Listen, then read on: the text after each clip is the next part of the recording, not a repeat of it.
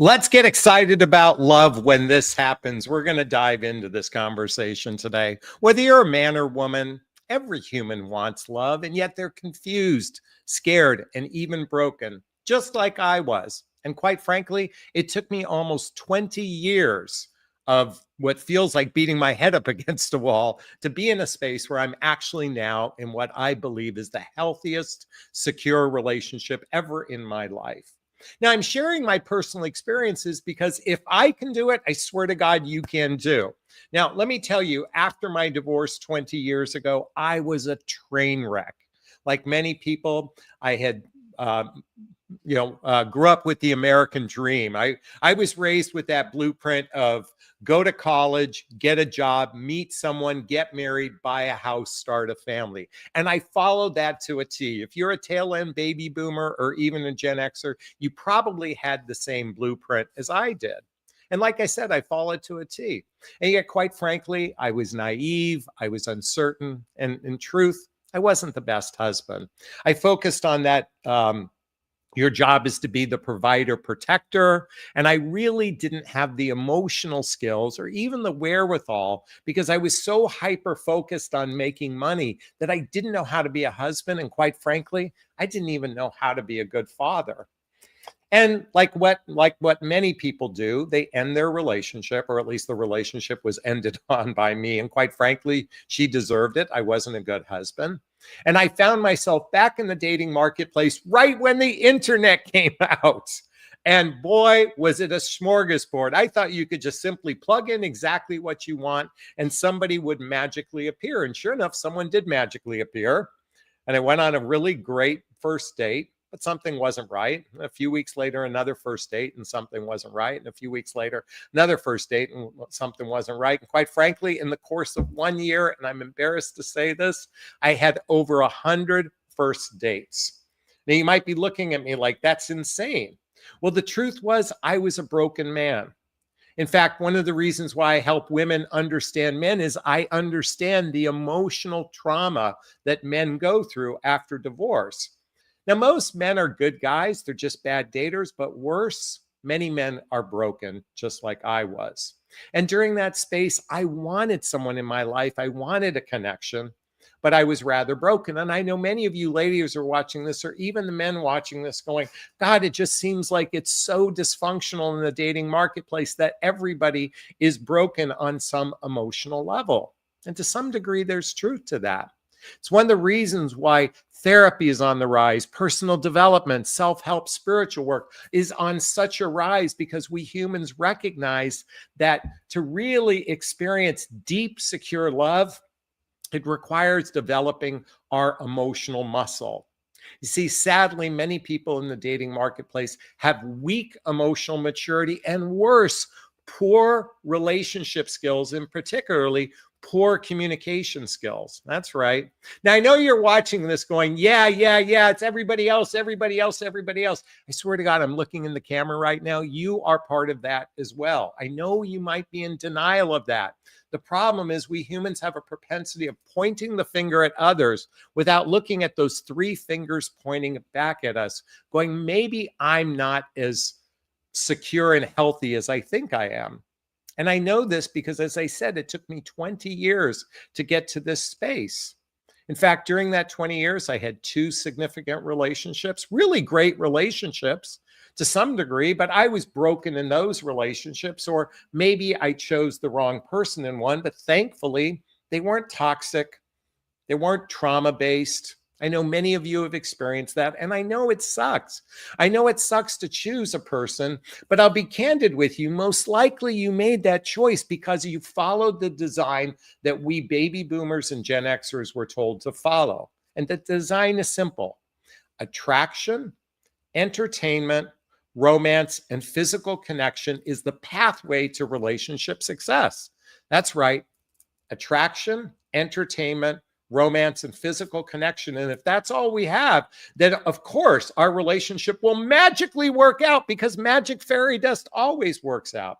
And in a moment, I'm just going to share with you 5 key things to give you a clue about whether or not you should be excited about the love with the next person you go out on a date with. Now, I know this because one of the things I help as a coach, and that's right, I'm a coach. By the way, there's a link right here to schedule a discovery call with me in the show notes. See if working with a coach is right for you.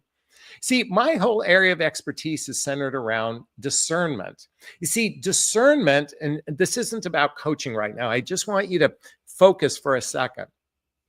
The reality is we're meeting a vast array of strangers these days. You see, we no longer live in an environment where we're surrounded by people whom we know, or meet someone new that we know that they know someone. So we're not connected the way we used to be. This requires discernment. This requires vetting. See, when you're following the model of attraction, entertainment, romance, and physical connection, it's all about, let's just focus on the fun. Let's just have fun. And guess what? Fun is great. That's why I had 100 first internet dates. Fun is great. But if we're not really paying attention to compatibility, and more importantly, and let me just share this for the women who are watching this. As a coach, I primarily work with women, but I have men clients as well. I've noticed something within women. They come to me all the time. Jonathan, I know what I want. I know what I want. I know what I want in a relationship. And what's interesting is they go through this proprietary coaching program I create. And can you guess what they say every single time after doing some introspective work? They almost say the same thing. Why didn't they teach me this in school? Why didn't my parents teach me this? Why didn't I learn this before I met the wrong guy? See, if we're following the attraction, entertainment, romance, and physical connection, we're not clued into the most important piece about love, and that is compatibility. In fact, let me just share with you a chart, and please forgive the glare. This is called my relationship iceberg. You can see above the waterline, attraction is chemistry, but below the waterline is shared values, blendable lifestyles, and more importantly, that emotional maturity. That's where compatibility exists. And by the way, shared vision as well. Do you really want the same things? By the way, my whole coaching is centered around life partnership-based relationships. By the way, if you want a life partnership-based relationship, say it out loud. Write the word, I want a life partnership-based relationship. Why is that so different? See, today's dating, oftentimes people find themselves in casual relationships, situationships, friends with benefits, or just simply hooking up. In casual or part-time relationships have no destination. They're great for entertainment purpose. They're great for the fun, but you're not building the deep roots of trust. And for those of us in midlife, let me be just candid with you. I'm 60, okay? When you're over 60, the days in front of you are shorter than the days behind you. I want someone who's going to go with me to the colonoscopy appointment. I want someone who's going to help me around if my back is out. And by the way, I'm also there for my partner as well. God forbid those things happen for her. At our age, these are critically important things. So this title is about getting excited about love when this happens. And I just want to share with you 5 clues to give you some perspective to see if a person is really ready and excited for love. I found love, and like I said, you can too. So the first thing, and I'm going to be reading from my notes for a second, people get excited about love when they feel safe to be their true selves. You know what's amazing about the relationship I'm in right now? I am absolutely my unvarnished true self. Do you know it's nice to just be able to say what's on your mind, even if it's fear, even if it's insecurity, even if it's doubt, even if you're questioning things? You know what it's like when you can be in that space of being your authentic self?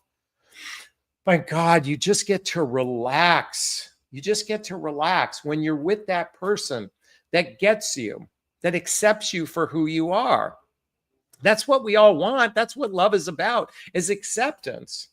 Now, again, this video isn't about how to get there. This is to determine if you're there. Folks, if you're currently in a relationship, whether it's 3 months or older, and if you don't feel safe to be your true self, then chances are this isn't going to turn into some sort of love. I know you all wish that magic fairy dust will fall from the ceiling and somehow change this person. If you stick it out, if you double down just a little bit more, that person will change. But if you don't feel like you can be your true self within the first 90 days, it's very rare that's going to turn into something other than maybe a transactional relationship. But I'm here to just talking about juicy, delicious, healthy, happy love. The kind of love where you just can't wait to send text messages to one another, where you're actually sending Instagram reels over and over again to each other because you're excited to be with this person. That's what this is about, is to be excited about love. And let me just say this, as I said it earlier, if I can do it and I'm here, you can get there too. I was that broken guy who was a train wreck. Now I'm going to be candid. I did a lot of personal development, self-help, spiritual work. I did the Hoffman process. If you're not familiar with that, here's the copy of the book. I highly recommend reading this. All the books I recommend are listed below. The Hoffman process. This is a deep dive into healing your childhood wounds and traumas that oftentimes block our capacity to love one another. Do you know the average person suffers from being able to not receive love from another person? Or worse, they struggle giving love. I know so many people have been a place where they poke holes in relationships, and because they're poking holes, because they're doubting, because they feel like there's a maybe, they struggle actually giving love because something is holding them back. And so we either have those that have difficulty receiving love or those have difficulty giving love. And when you're excited, when you truly feel like you can be yourself, where you feel safe, that's the first sign that you're going to get excited about this relationship. And like I said, it should happen within the first 3 months. And let me tell you why 3 months. But you're going, but Jonathan, I'm in a long distance relationship and we only talk on the phone 400,000 times a day. And we only get to see each other once every 6 weeks. Folks, let me tell you, genuine, heartfelt love doesn't happen over the telephone. That oftentimes demonstrates artificial intimacy.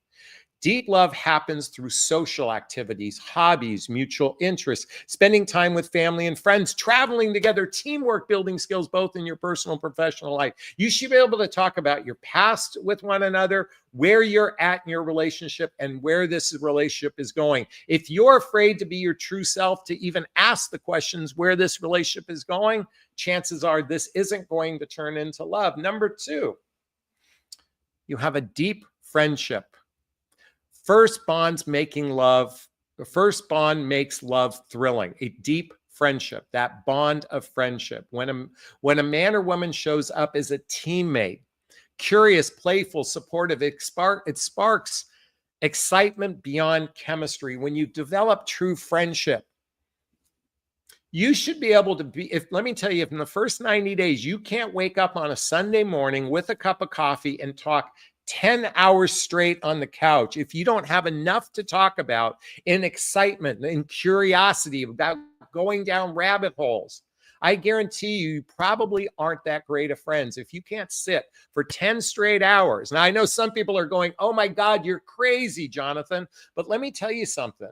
You ask any couple who's been married 30, 40, 50 years, and they are happily married, they all say the same thing. I am married to my best friend, the person I can talk about anything with. Deep friendship is what gets us excited about love when we have deep friendship. Now, many of you have surface level friendships. You have conversations like this. How's your day going? Did you have a good day? I hope you had a good day. Tell me about your day. I want to hear about your day. Folks, do you realize that most people in relationship have surface conversations? They never talk about what's going on inside of them emotionally. Now, a lot of women are afraid to talk about that. They're afraid that if they ask deeper emotional questions, it's going to scare someone. If you ask those uncomfortable questions early in the dating process. By the way, beware of anyone who says to you, I don't want to talk about my past. I don't want to hear about your past relationships. Be careful of those people. If they're avoiding their past, how can you get to know who they are? By the way, I shared with you I'm 60 years old and I'm deeply, happily in love. Do you realize? And by the way, my partner's also, we're only 6 months apart in age. By the way, do you realize she had a life well before me? I know if you start from today, somebody had a life. It's like trying to build a relationship. You grab a book. Here, it's like grabbing this book and going, let me just go to the last couple chapters to read how this book is. Our whole life is the first 30, 40, 50 years. If someone's afraid to talk about that, then you're not going to build a deep friendship with them, most likely. Now, if someone is deeply wounded and they won't talk about their past, then you have to ask yourself, is this person even capable of leaning into a healthy, secure relationship going forward from a place of friendship? Number 3, calm, steady love beats chaotic passion love every single time. Calm, steady love beats chaotic love. I know many of you are like, I want to have the butterflies, I want to have the excitement, but calm, steady love beats passion every time. Men and women lean in when relationship feels grounded, yet alive, not dramatic or anxiety driven. You know, I look back now in some of my previous relationship, I put women up on a pedestal. I was in constant anxiety. I was in constant performance. In other words, I kept having to prove myself. You know what's beautiful about the relationship I don't have to prove myself with this person. She is actually just showing up based on who I am, and she actually likes my peculiarities. It shocks me sometimes. Okay, number 4, respect and appreciation fuel a person's heart. Respect and appreciation fuel a person's heart. When a man or woman feels valued for who they are and what they bring to the table, they feel inspired to invest deeply in relationship. When respect and appreciation is present, you should be able to be in relationship with someone. And this is what gets us excited when you go, I appreciate this person. In fact, everybody write this down.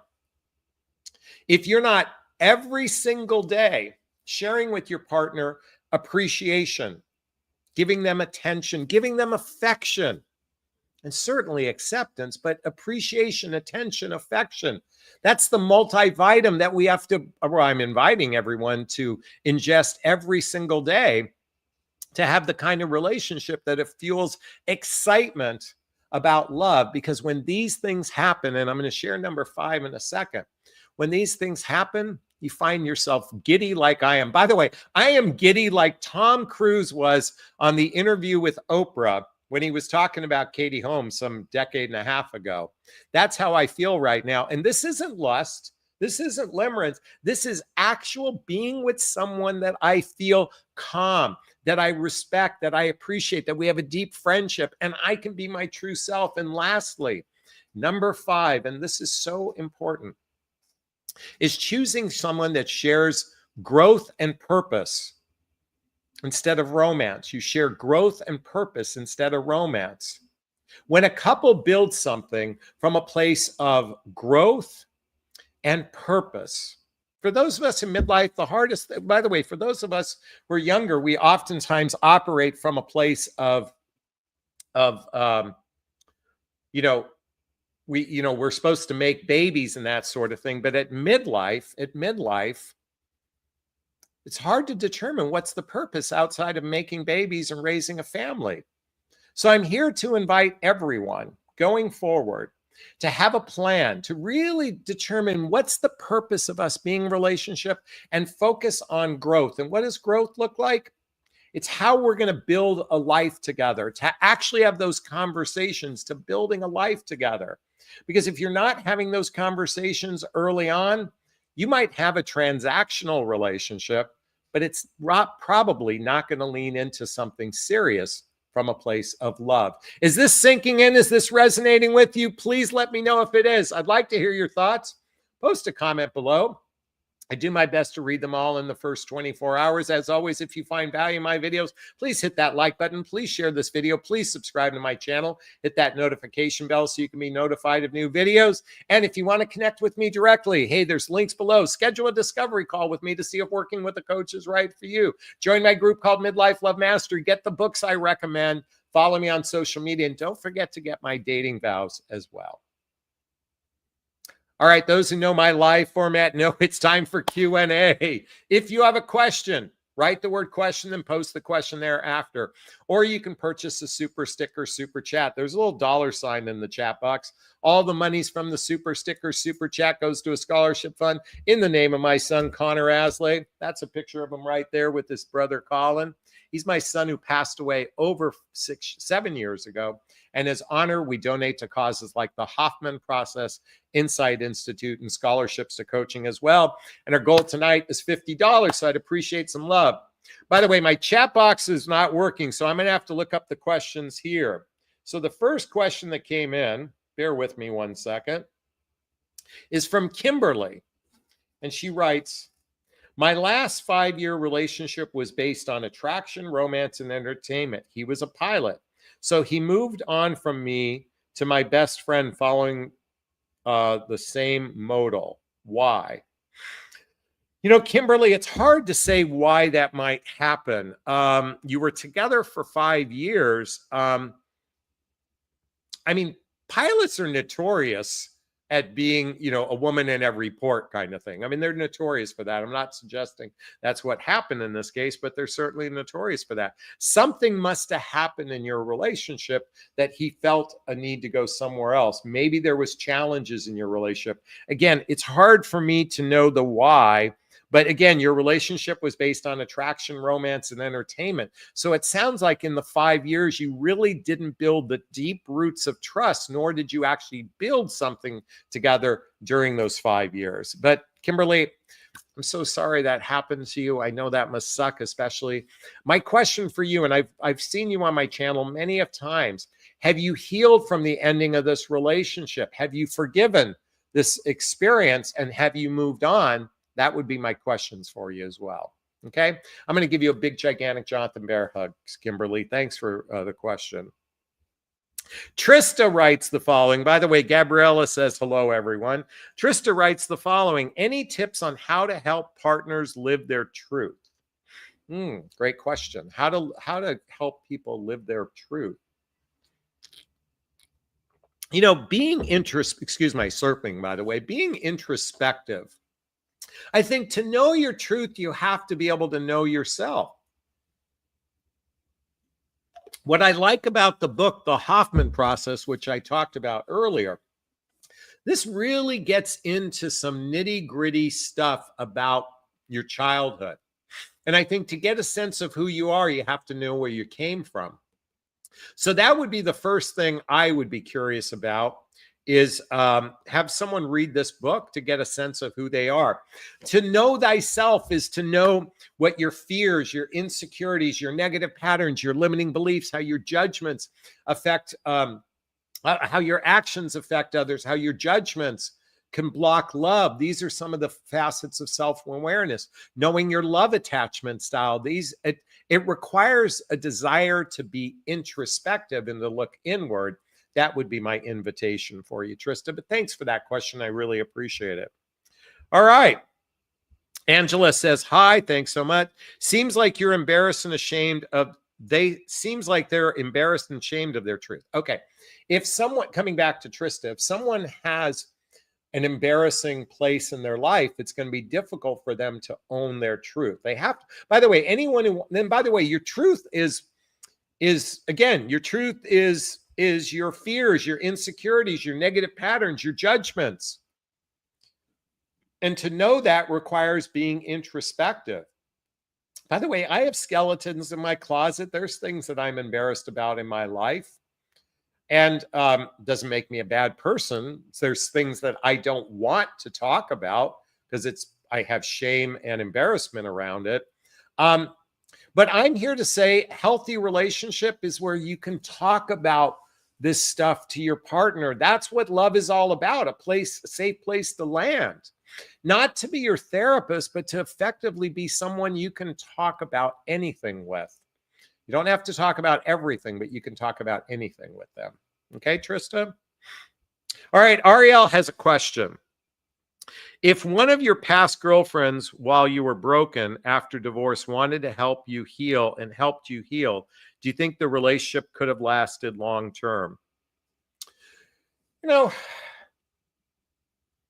know, when you enter into a relationship broken, And see, it's not someone's job to heal you. It's not someone's job to heal you. You can experience a lot of healing in relationships. Relationships are a great container to heal, but it's not someone's job to heal you. Does that mean now here's what happens for unconscious people. Once they have healed from it, they oftentimes want to become a bright, shiny penny to someone new. That does happen frequently, but it's not your job to heal someone. That's not to suggest a relationship can't be a container of healing. It can absolutely be that. But do you think relationship could have lasted long term? In my particular case, in both cases, we were misaligned with each other. See, our misalignment coupled with, well, at least in my first relationship, I was broken. My second relationship, I had done a lot of work to be in a good place. I just think we were misaligned with one another. When two people are misaligned, again, that attraction, entertainment, romance, physical connection can drive the bus, but it's not going to build the deep roots of trust unless you're in a space where you can be your true self, where you are really good friends, where you feel calm, where you, how did I say it earlier, respect and appreciate one another and have a growth-oriented relationship. Okay, Ariel, thanks for that question. Jane writes, in your last video, you said that your girlfriend is 6 years younger than you. Then a minute later, you said 6 months younger than you. Which is it? Oh, if I incorrectly said 6 years, I meant 6 months. So that was a faux pas in my previous relationship. She's 6 months younger than me.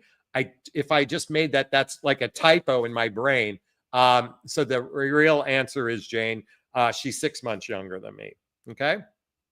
I'm 7 years younger than mine. So shouldn't make a difference, but I know women criticize men for dating younger women. And I'm here to say my 3 relationships, my current relationships were 6 months apart. My previous relationships were with women older than me. Angela writes, your videos and advice are very good. Jonathan, I agree that a relationship without honesty about the past isn't a real relationship. I agree. If you can't talk about your past, which represents the bulk of your life, how can you get to know a person? You got to take them on face value on starting today and every action. I want to get a sense of someone's past.